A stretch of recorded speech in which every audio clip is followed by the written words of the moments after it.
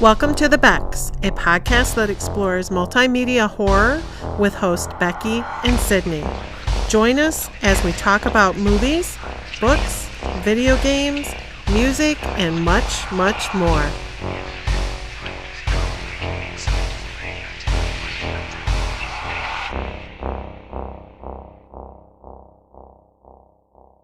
Thank you so much for joining us. My name is Sydney Rebecca. And I'm Rebecca Snow. And we're the Becks. And we're talking about a book today. Yes. That Becky found. I did. Just randomly, I went to look for either a podcast or something on Spotify, and it popped up, The Haunting of Ashburn House. And I started listening to it. Loved the narrator.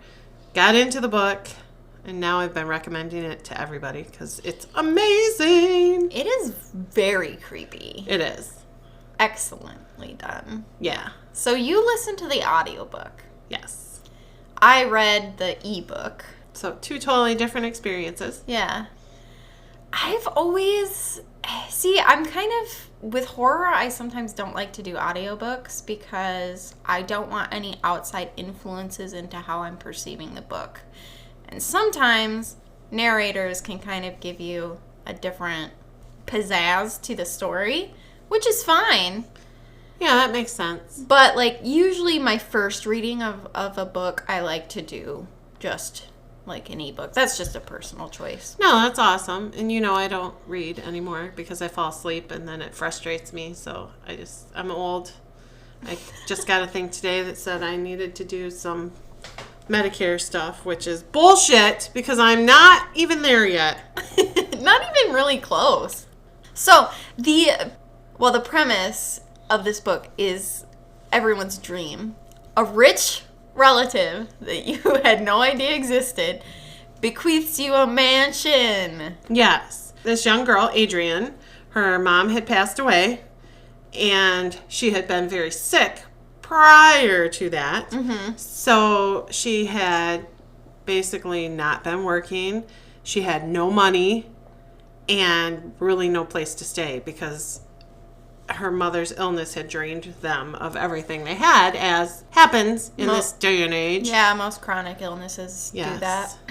Then she receives news that she's inherited this home, and she doesn't really know that it's a mansion at the time that she's heading there. But unbeknownst to her, it's a mansion. Yeah. On a hill. And it belonged to a woman the name of Edith Ashburn. Her great aunt. And she remembers something from when she was very young. Blood on her mother's cheek and them running away. Yeah. She isn't sure in the book if it was just a dream or if it was a real memory. So, yes, she has that memory of running out the door of this house. There's spatters of blood. Her mom just kind of threw her in the back of the car. Mm-hmm. She was crying, and they pulled away, and Adrienne had looked out the back window and saw a very tall woman in a black dress. Unusually tall woman. Mm-hmm. And that's all she remembered, and she didn't really know if it really happened. Her mother told her they had no family, no living family. So when she found out about the house, she was shocked.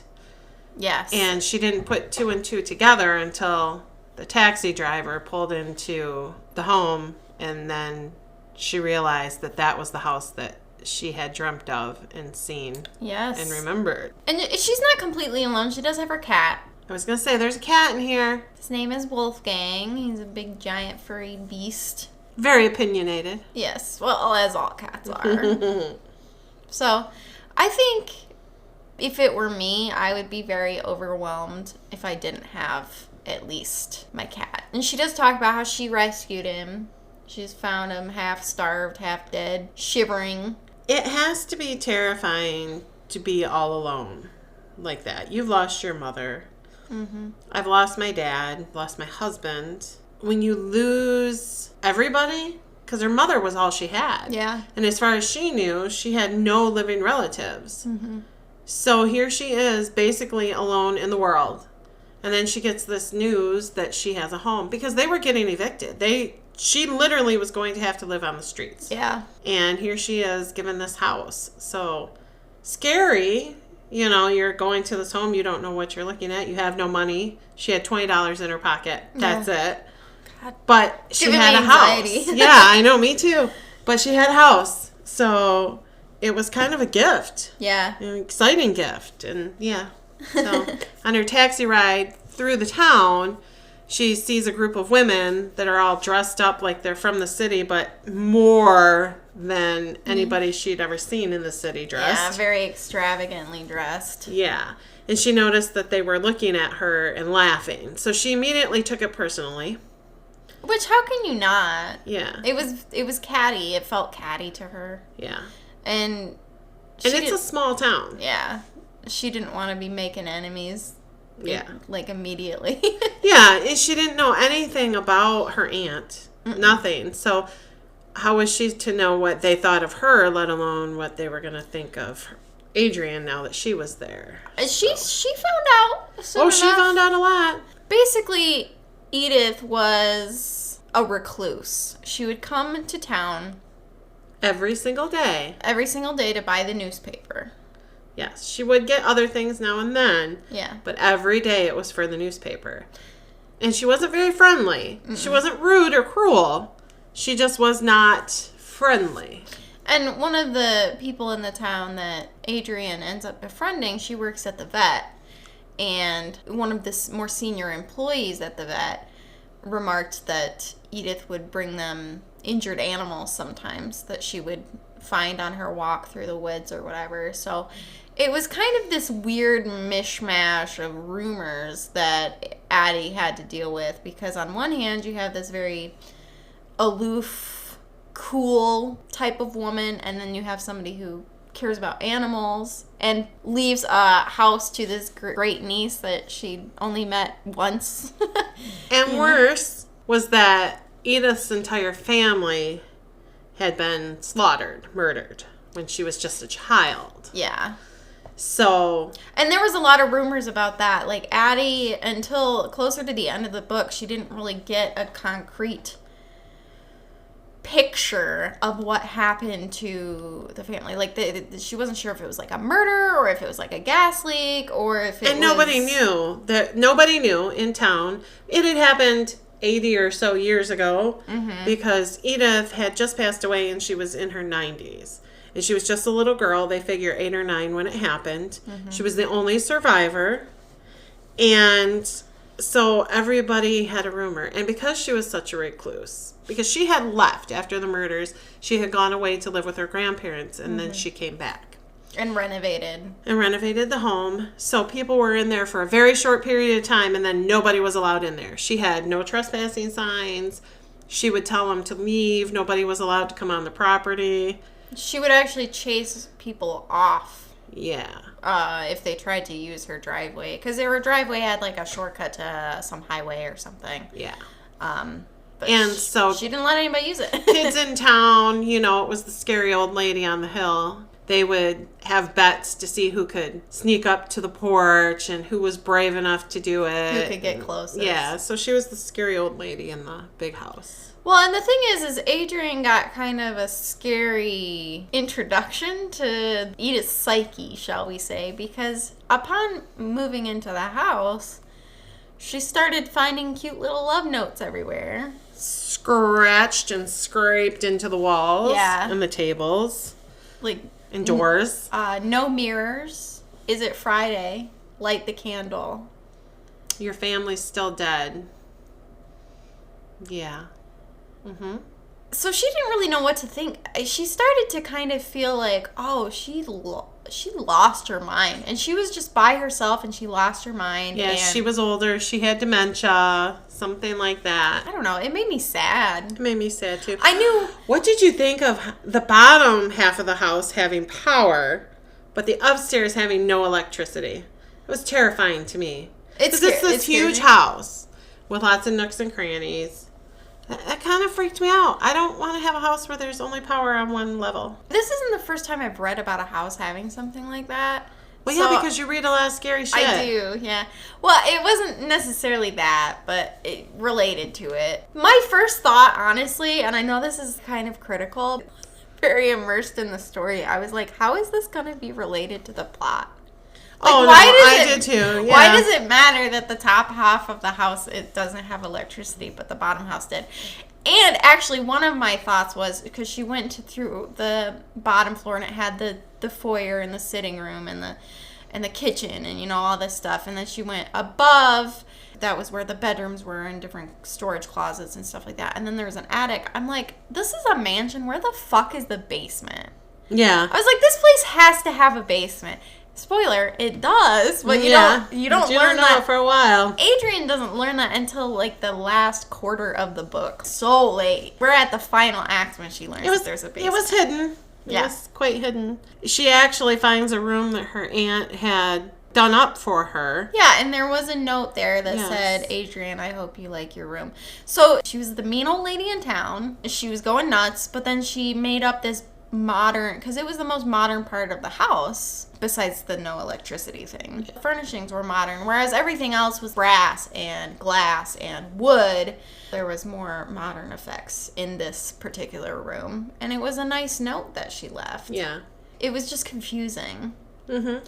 And her first night there is scary because some weird shit happens outside. The woods go dead silent. Just after sunset. Yeah. And all of a sudden, the cat freaks out. Yeah. Totally freaks out. And then the birds freak out in the woods. Yeah, they all start shrieking all at once and fly away. And she even says she had a bad feeling. It just felt wrong. Something wasn't right. She felt just like a deep terror. Yeah. That something was coming. Yes. And she starts having nightmares, too, that she's buried alive. Mm-hmm. Is that like a phobia of yours, being buried alive? Well, it's not a phobia, but a fear. Not something I carry with me, that I've thought about a lot, but the thought of that is terrifying. It's horrible, yeah. My mom told me a story about when she was a little girl. There was a woman that had narcolepsy, a young girl. She was a young girl. And I think it was my grandma, actually, that knew this girl. So my mom just told me the story. And they thought she was dead, and they put her in a casket. On the way to the cemetery is when she woke up. And they realized, because she scratched and screamed, and by the time they got her out of the casket, she had lost her mind and had to be institutionalized. What? Yeah. So that kind of always stuck with me. What the fuck? She was only like 13 or 14. She was just a young teenage girl. Do you think this was an actual thing that happened, or do you think it was like an old wives' tale? I don't know. My grandma was born in 1920, so very well could have happened. I'm just curious. I'm sure we know this happened because they had the bells. So it's not like it's unheard of, but that's horrible. You're stuck in that just... Ooh. I never had the chance to talk to my grandma. My grandma and I didn't have a great relationship. I would have never been like, hey, Grandma. If it had been my grandpa, I would have. I'd have said, hey, Grandpa, is this true? So, yeah, that's a fear. I don't want someone to bury me alive. No. I know, it would be horrible. Because you can't escape. There's just, these magician guys that go out and bury themselves alive, they're not right. So how about you? Is it a phobia of yours, or just kind of similar? Yeah, it's on the same vein. I know that some people really have like deep abiding phobia of being buried alive. I think it would fucking be awful, and it would be really scary. I'm sure after you would have a phobia of being buried alive. Yeah, for sure. Because I think it's closely related to fear of the dark, fear of enclosed spaces, stuff like that. I'm not really claustrophobic. I'm not really scared of the dark. So... I don't know. I don't like the dark. I mean, I like the dark to sleep, but I don't like the dark. Have you ever woke up where there's no power and it's completely pitch black in your home or wherever, and there's no signs of light outside because there's no moon? It's just the dead silence, too. And it's that dead silence, and you can't see a foot in front of your face. That scares me. That puts me into a panic. Really? Mm-hmm. Been there, done that. It's funny you mention that because... The power goes out her first night there, and every night after. Which, okay, so one of the notes that she finds scratched in the table is it Friday?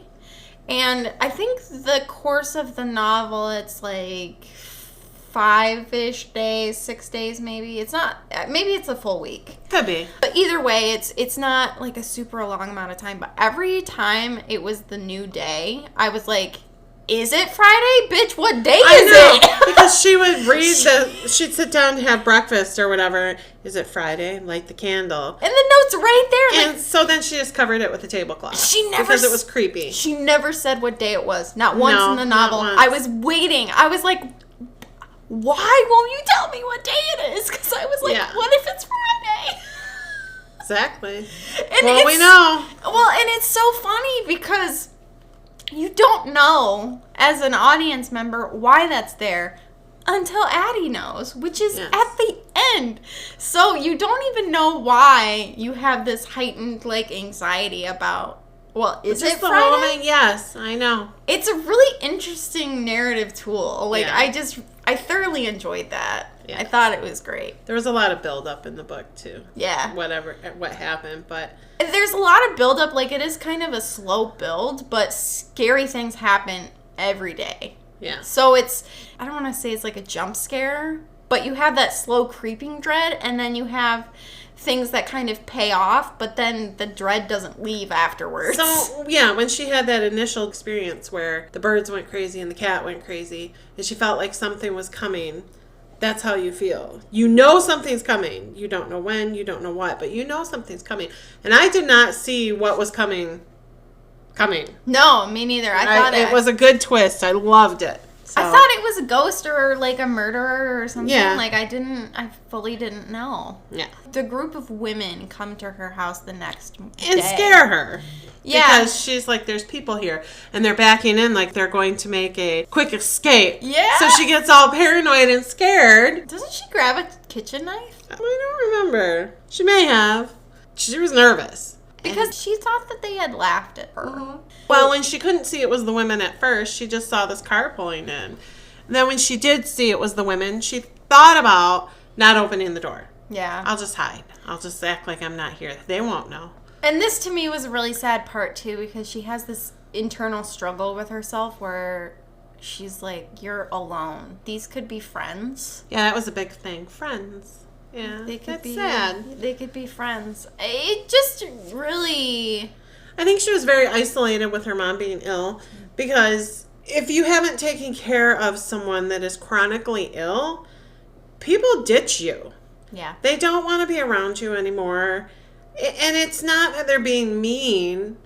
It's just, what fun is it to be around the people who have a chronically ill person who can't have fun, who's my sick mom was and unhappy and my mom was like that. She was sick for many years to the point where she pretty much couldn't leave the house. No one visited her. And then I had people at the funeral come up to me, her daughter, who saw her 3-4 times a week, if not more.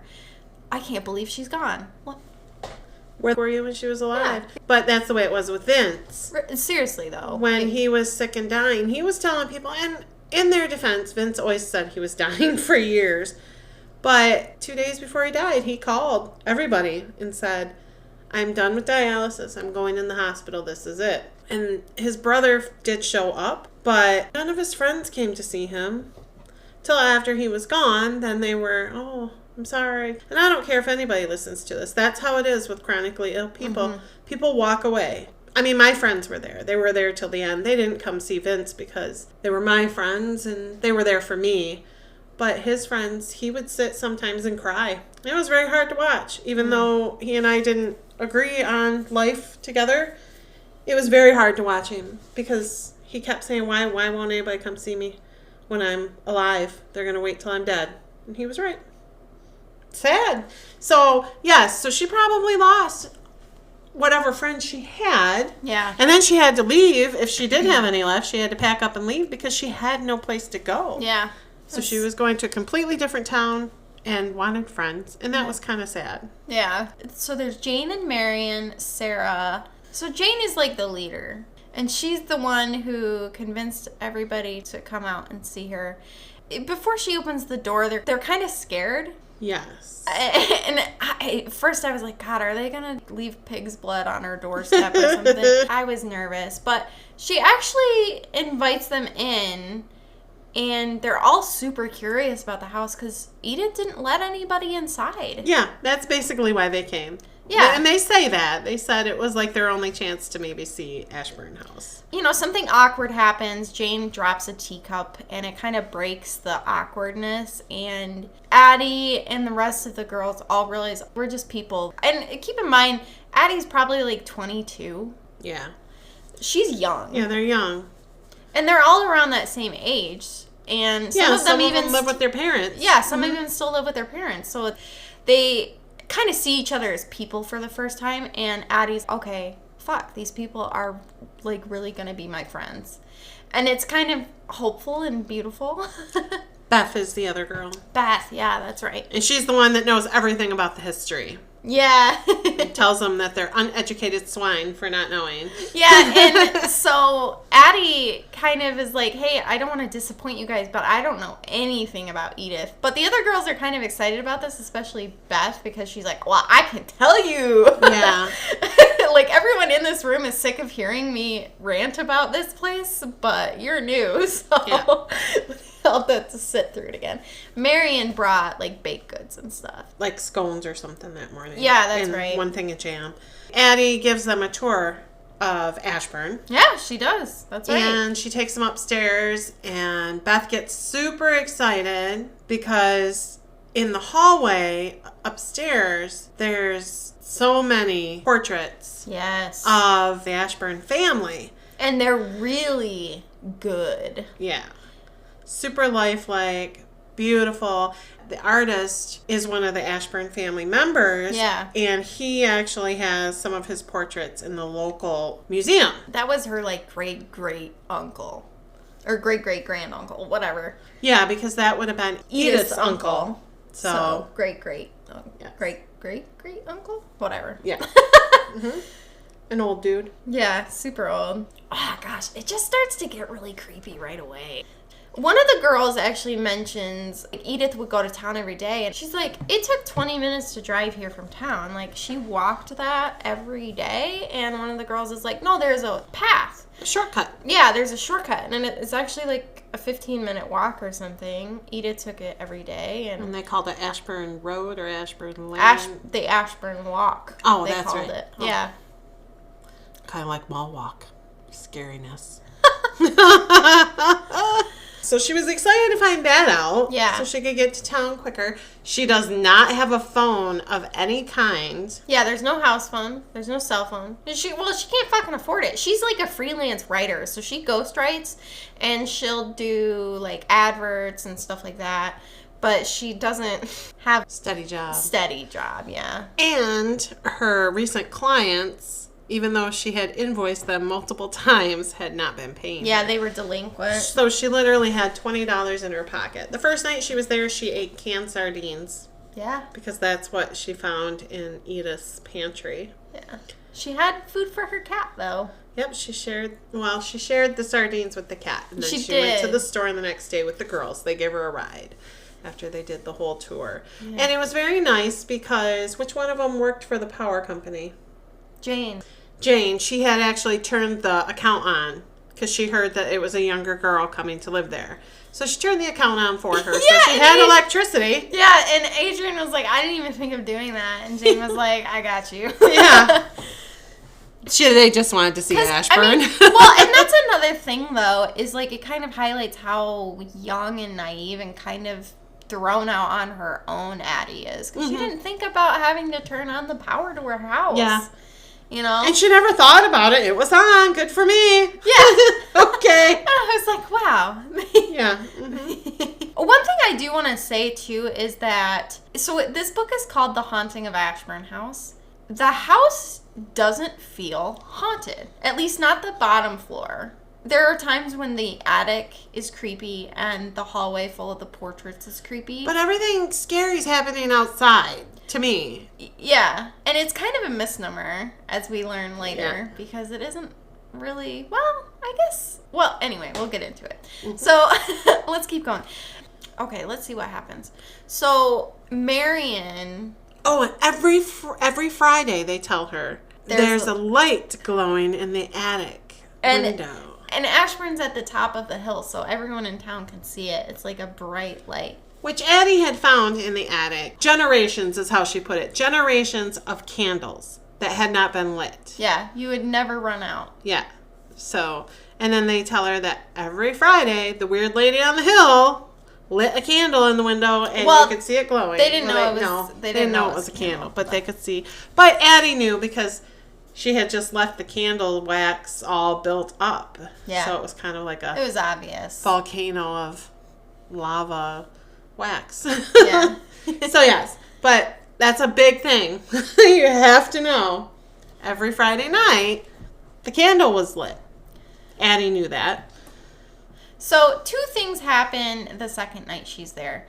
She's walking back through the woods to go home, and the woods go quiet, and she feels terror like she's never felt before. She has to run. And she has to run. And she eats shit a couple times. Like, she falls, but she gets to the house and she, slams the door closed behind her. And the bird phenomenon happened the second night, too. The bird thing happened, too.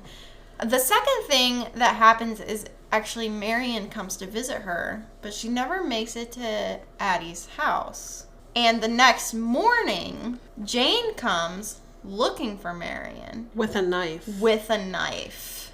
Because it's really early in the morning. It's like 7:30 in the morning. Addie didn't sleep well because she was scared. Yeah, because she was disturbed and by the what power, was happening, and she had another nightmare. And the power was out, and there was another nightmare about clawing through dirt to try to dig herself out of a grave, whatever. She answers the door. She doesn't see the knife at first. She answers the door like, oh, hey, it's my friend. Yeah. And then she sees the knife and... Well, Jane, hides it, sort of. Yeah. But she's like, where's Marion? Very demanding and scared.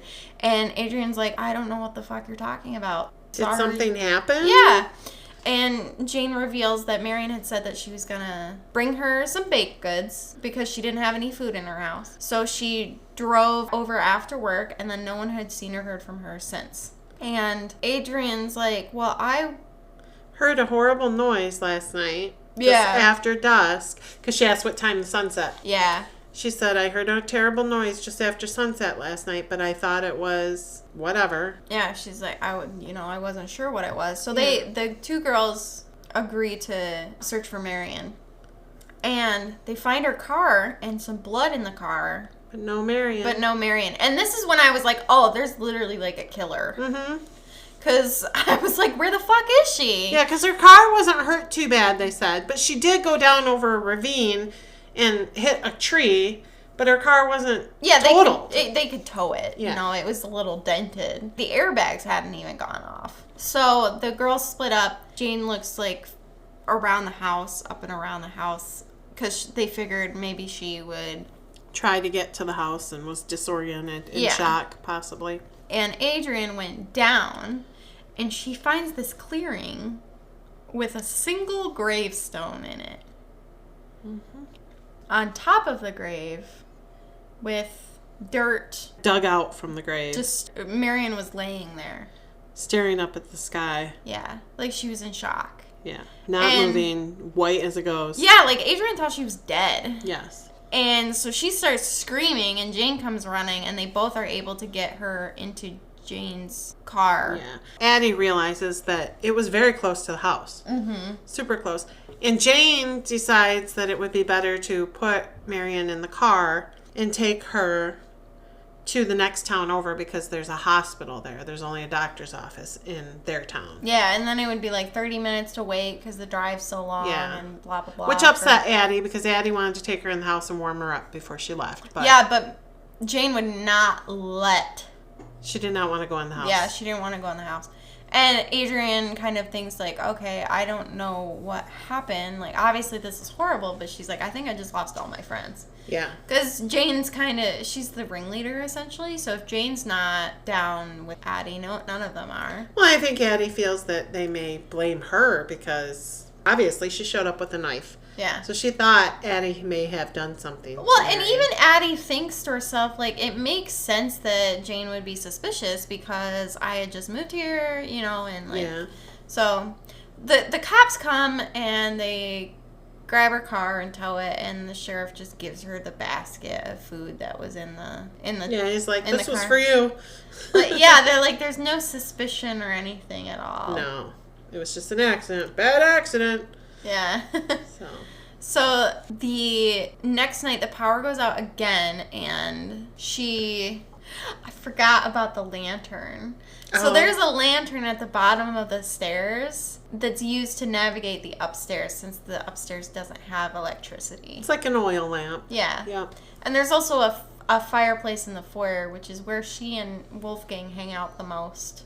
Yeah, she can't bring herself to sleep in the bedroom. I think it's because there's no power, and she's just kind of... She doesn't really know where her aunt died either. She asked the girls, and then they tell her a horrible story that she was gooey and oozing body fluids by the time they found her. So Yeah. yeah, I don't blame her. I'd stay downstairs where there's power, well, till it's shut off. The next day, Jane stops by to tell her that Marion's okay, but it's still kind of off. Yeah, Jane's just not as friendly. She doesn't want to come in the house. She doesn't really want anything to do with her. She just wanted to let her know that Marion was doing okay. Yeah, and Addie remembers that she works for the power company, so she's like, hey, the power keeps going out, and Jane's like, well, did you plug anything new in? And she's like, yeah, but just my laptop. And Jane's like, well, that's not enough to do whatever. So they go to the switchboard, whatever it's called.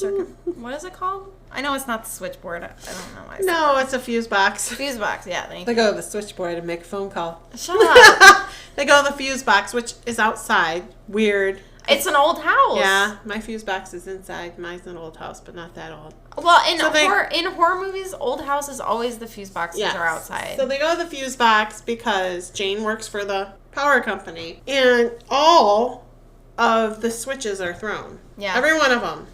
She's like, well, that's weird. Yeah, Usually she's you'll like, get one or two, but not all of them. Yeah, she's like, your laptop shouldn't have been powerful enough to do that. And so she just switches them all back on, and she has power again. So, whatever. So then that night when the power goes out again, she's like, I'm going to go out there and I'm going to switch all the flips. Flip all the switches. Mm-hmm. Stupid. She's getting tired. She's going to switch all the flips, man. Yeah. Back to the story, the girls had told her that there were these two particular boys who were kind of troublemakers, and parents didn't control them. They did whatever they wanted. So it was probably them just doing the dare, coming up to the house. Think it would be a funny prank to shut the power off. Ha, ha, ha. So that next night, she's scared, by the way. Well, wouldn't you be if your power just freaking randomly goes off? No, I would have that cat with me. Listen, there have been a couple of times when I've been home alone, which doesn't happen often because James usually doesn't stay the night at other places. Mm-hmm. But I'll be freaked out in my own house, and I will grab a cat, and I will carry it around with me in my house. Because that cat's got, well, anyway. They got knives for hands, man. Not that I would ever toss them into harm's way. Yeah, I'm going to toss my cat at you and run. Good mama there. But she goes out there and she's pissed and she starts yelling and she's scared and she's pissed at the same time.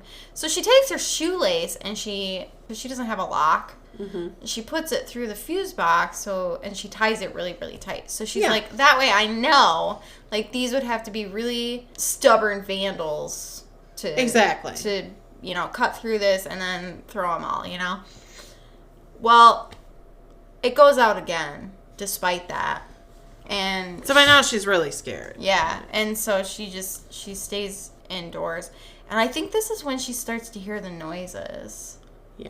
It's like clacking noises. And she has no idea what it is. And it's inconsistent, and Wolfgang hates it. Yeah. He's puffy and pissed off. And she, stays up all night. Yep.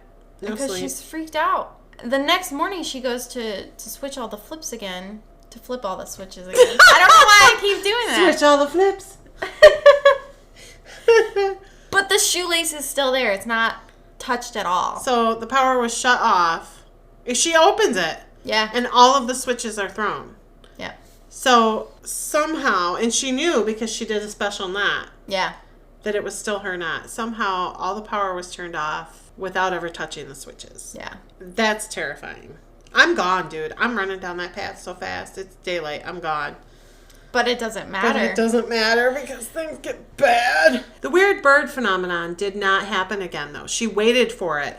Mm-hmm. The night that... Which night was it? I think it was the night after Marion. Yes, after Marion. She waited because she thought it was coming.